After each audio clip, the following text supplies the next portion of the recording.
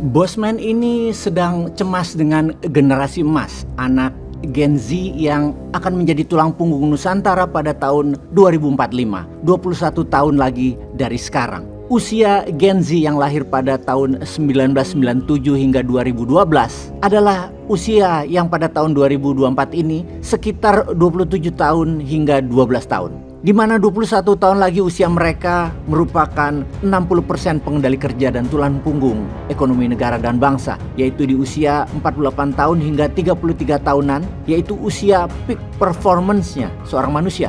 Sanggupkah mereka menjadi pengendali ekonomi, pengendali budaya, geopolitik Nusantara kalau dididik seperti saat ini? Generasi X yang menjabat dan berkuasa saat ini, apakah peduli pada masa depan mereka? Program untuk mereka mana? Apa yang Gen X sudah lakukan? Apa yang milenial hadapi sekarang, di mana milenial adalah generasi yang saat ini bersiap menggantikan Gen X? Bahkan sebagian telah memasuki posisi strategis, juga menyediakan sarana untuk Gen Z. Indonesia yang merdeka tahun 1945, GDP per kapitanya saat ini baru mencapai $4.700. Sementara Singapura yang merdeka tahun 1965, GDP per kapitanya mencapai $90.000, alias rakyat Singapura lebih kaya 19 kali dari warga Nusantara. 19 kali. Apa yang salah dengan pembangunan di Indonesia? Ingat, growth atau pertumbuhan itu sejalan dengan skill dan knowledge. Kalau dibandingkan S1 atau sarjana di Indonesia yang saat ini tidak sampai 10% populasi, sementara di Singapura 37% populasinya adalah sarjana. Tiongkok 28%. Kalau negara top 6 di dunia tuh siapa saja dan berapa sarjananya? Kanada itu 60% populasinya adalah sarjana, Rusia 56,7%, Jepang 52,7%, Luxembourg 51,3%, Korea Selatan 50,7% dan Amerika Serikat 50,1%. Kembali ke Indonesia. Indonesia kok belum 10%? Bahkan anak-anak Gen Z sekarang banyak yang tidak mau melanjutkan kuliah karena faktanya di lapangan kebutuhan tenaga kerja beda dengan jurusan di kampus. Kalau begini-begini para orang tua itu pada tahu nggak ya? Sudah biaya kuliah mahal, sekolah paling banyak 6 jam sehari atau seminggu nggak lebih 30 jam. Padahal seminggu itu produktif kalau dipakai 50 jam belajar dan isi tugasnya tidak terlalu aplikatif pada nanti saat mereka bekerja atau mencari uang. Ngapain anaknya disekolahkan? Penting ya, bener, penting anak itu untuk kuliah, bener.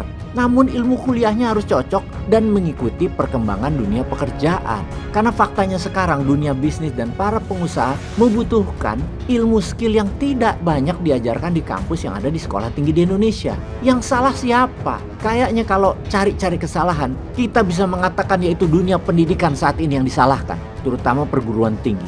Mengapa? Karena secara pengalaman pribadi, Bosman sebagai pengusaha yang setiap tahun pasti merekrut karyawan minimum 100 orangan.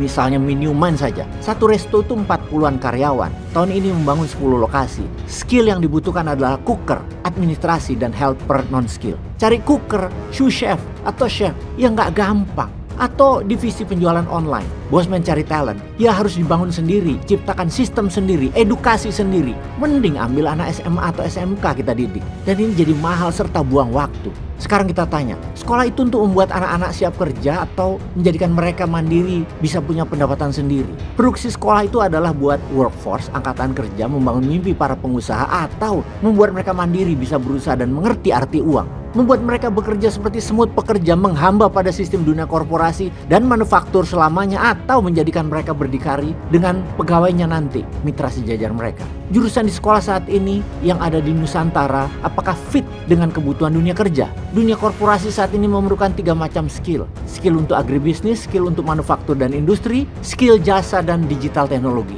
Siapa yang bisa jawab pertanyaan-pertanyaan tersebut? Sudah siap nggak sih? Kembali ke cemasnya Bosman terhadap generasi emas di awal.